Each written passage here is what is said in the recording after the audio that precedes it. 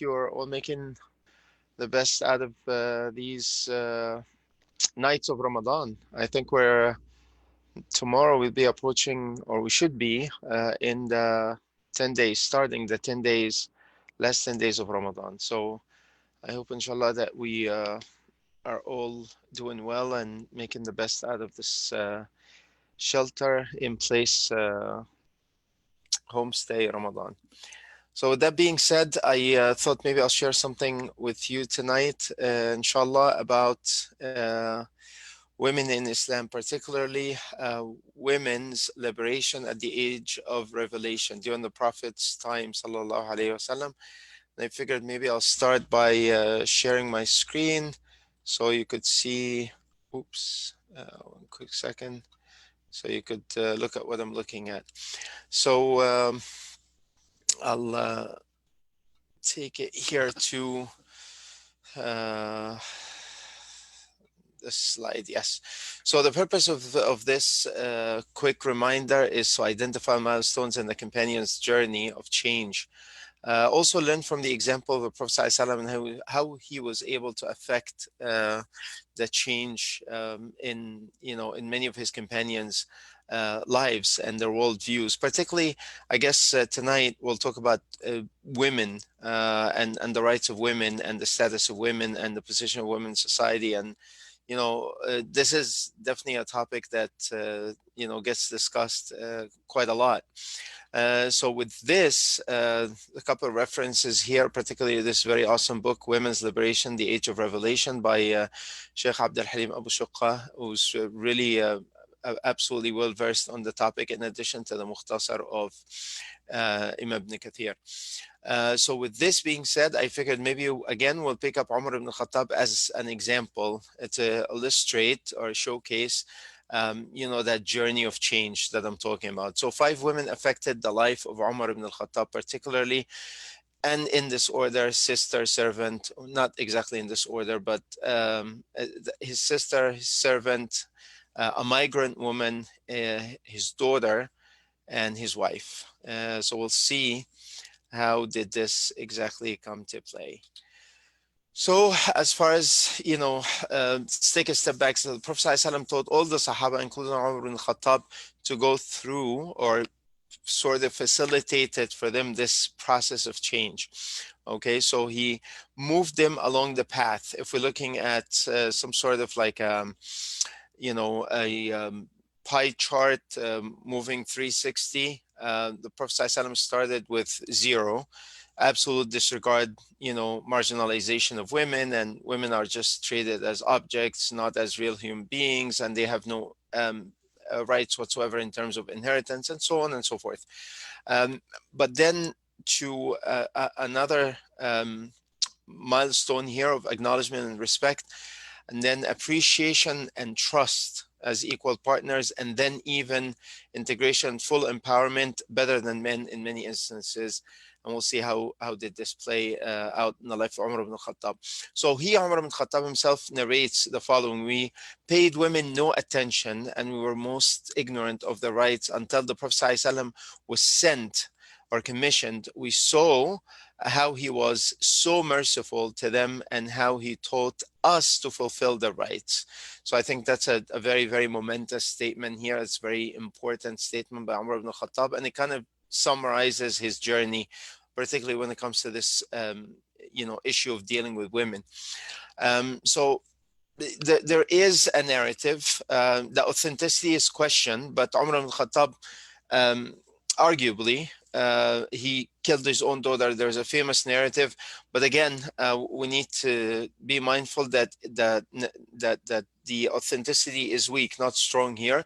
But even if that didn't happen, even if he didn't kill his own daughter, obviously many of the Arabs of his time, many of his counterparts, the noblemen of Quraysh and so on, killed their own daughters because they didn't want to have any female children, and they kind of viewed this as a source of shame, right?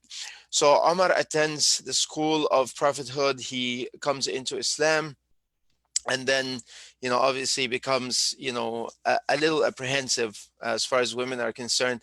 In the famous encounter with women in the presence of the Prophet ﷺ, he calls them the enemies of your own selves. That kind of also summarizes how he viewed them, so it's more neutral.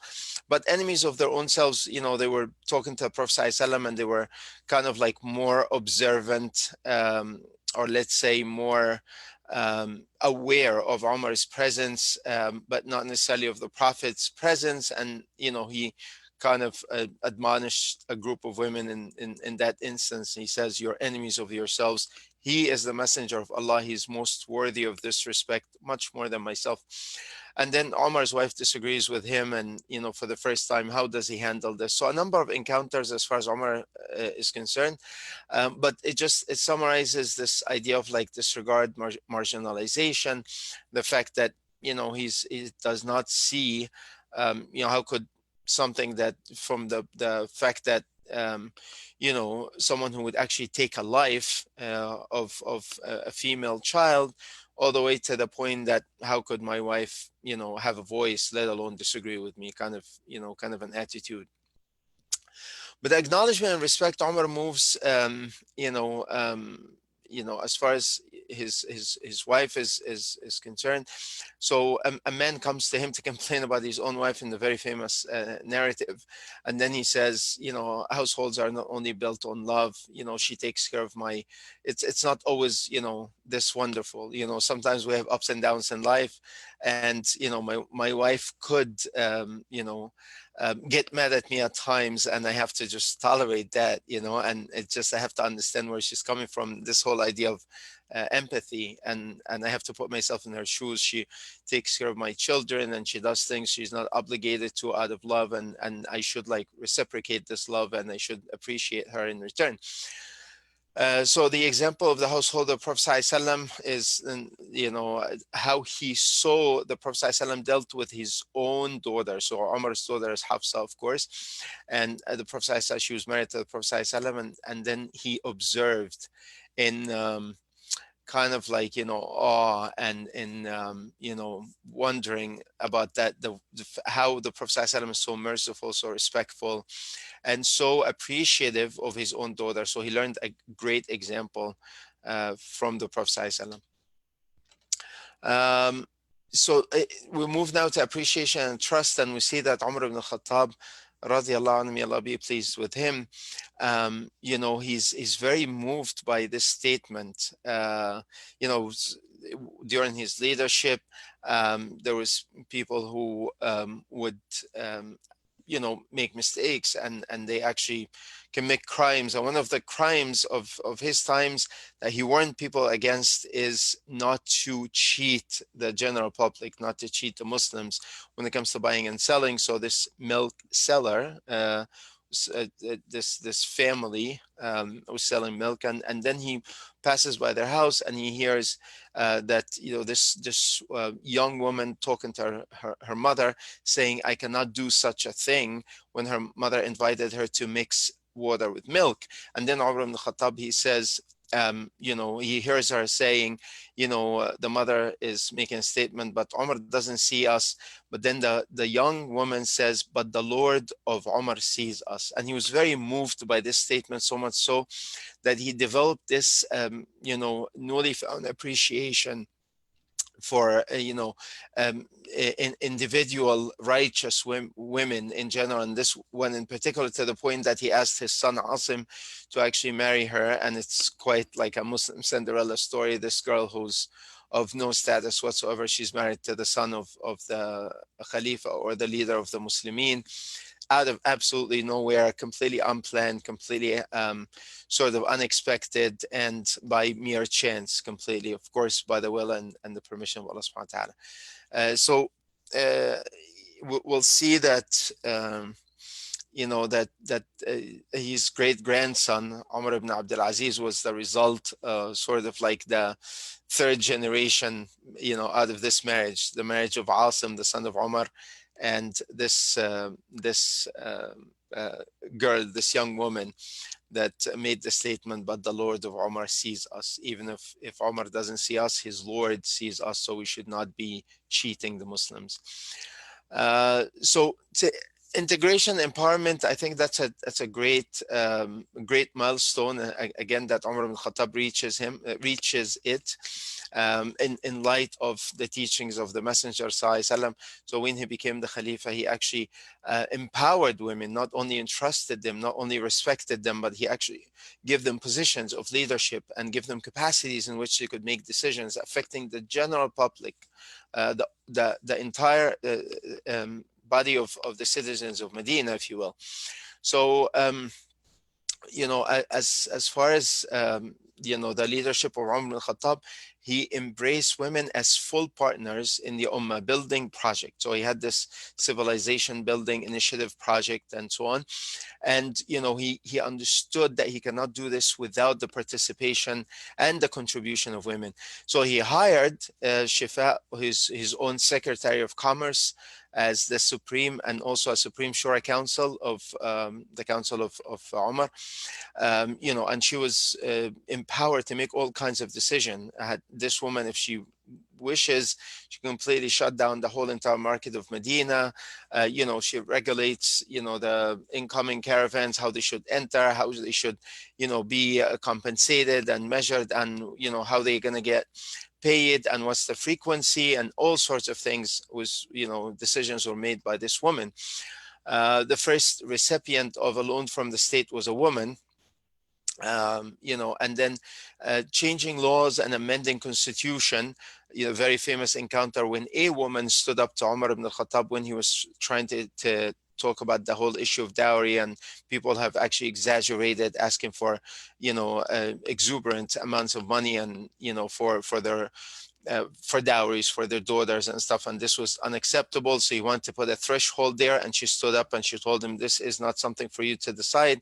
Allah has mentioned in the Quran otherwise, and he makes the very famous statement that everybody knows except Umar, endorsing her statement, acknowledging that he's wrong and she's right.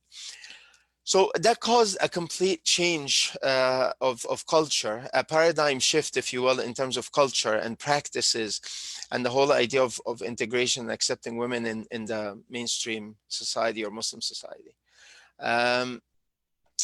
So in conclusion, we'll see that these 5 women affected the life of Umar, and this is number 6 right here. So 1, obviously his sister, caused him to come into Islam. 2 is his servant, the one that he actually used to torture, and she was so steadfast and so powerful in her, response to how Umar ibn al-Khattab was trying to compel her to go back, against her newly found religion, against Islam, and her steadfastness was kind of very inspiring to him. 3 is this migrant woman, who kind of said, I wish that you didn't compel us to leave our lands and so on during the time of the migration from Mecca to Medina. And then, she said to her husband, Umar wished us, a safe trip. Maybe something in his heart is more inclined towards Islam, and obviously her husband kind of ridiculed this statement, but in her heart of hearts she understood that something changed, just the way that Umar interacted with them, and then obviously his wife inspired him a great deal, and obviously give him this whole idea of a partner in life, and the woman who supported him, doing all these amazing great things that he endeavored to do. And if authentic indeed the story about his daughter, this is something that it's recorded that he regretted, if the narration is authentic, and also give him this mercy in his heart for children in general, but obviously the female amongst them, because he identified this with his daughter. So the 6th woman that actually granted his lifetime wish is Aisha, right? So the wife of Prophet ﷺ granted him his lifetime wish when he was stabbed, and he was, on his deathbed. He asked his son to go and ask Aisha to say, my father Umar ibn al-Khattab asks permission, and do not say, Amir al-Mu'mineen, the leader of the Muslims, but just say Umar is asking permission, your permission, to be buried next to his two companions, namely the Prophet ﷺ and Abu Bakr. And Aisha actually had this particular part of her house where the Prophet ﷺ was buried and her father was buried next to him, reserved for herself. But she actually preferred Umar over herself, and she granted him permission, and she answered his wish. So with this, in conclusion, Umar delivers the kind of Islam that women were promised, and that's the truth, right? So, there's a great deal of discrepancy between what Islam promises versus, how the promise is delivered on the hands of men, Muslim men. So there is definitely a great deal of discrepancy, and this is something that we should aspire to change, because it's not in accordance with the teachings of Islam. It's not in line with what the Prophet ﷺ taught and practiced, right? So Omar is definitely, an amazing example, because he delivers that kind of Islam, quote unquote, that women were promised. Omar's legacy of mercy with women is, very encompassing, mashallah, and how women are treated in our time, should cause us to stop and think, is this in line with how Islam restored their rights, rather, sorry, and how Islam, honored them and respected them, and give them a position that is equal to men in life, where Allah subhanahu wa ta'ala says in the Quran that the believing men and believing women, the worshipping men and worshipping women, and the charity giving men and the charity giving women, and so on and so forth. So many different parts of the Quran where men mention, Allah subhanahu wa ta'ala talks about that there is no min dhakarin aw untha, there is no a male or a female, except that they are rewarded for what they have contributed, and will give them the best of life. So we'll give them the best of life, if amongst these categories, and so on.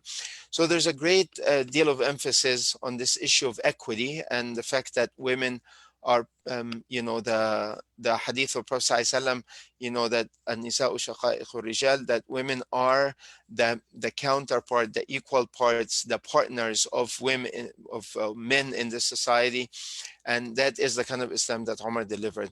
Time for the women of the Ummah to rise indeed, if they are going to hold on the teachings of the message of the Prophet ﷺ. So with this, inshallah, I hope that, gives us like some insights, inshallah, into this journey of transformation, when it comes to this very, very important topic, and, illustrated by the life of Umar ibn al-Khattab, or at least glimpses of the life of Umar ibn al-Khattab. We'll see this one man who was completely, in utter disregard, and sort of very much in favor of marginalizing women, to the point that he is fully empowering them and trusting them and appreciating them and respecting them. And this is not from the greatness of Umar, or the greatness of the times of Umar, but this is from the greatness of Islam and the messenger of Islam and the message of Islam. So this being said, Jazakumullah khairan, ask Allah subhanahu wa ta'ala accept this time, and to make it solely and sincerely for his sake, and to benefit with these words. I ask Allah subhanahu wa ta'ala to accept your worship and your siyam, your fasting and your prayers and your charity, and to grant us, the acceptance in this month of Ramadan. Make us amongst those who are freed from the hellfire, amongst those who are forgiven, amongst those that Allah subhanahu wa ta'ala showed mercy upon them. Wa akhiru da'wana alhamdulillahi rabbil alameen. Wa sallallahu wa sallam ala Sayyidina Muhammad wa ala alihi wa sahbihi ajma'in.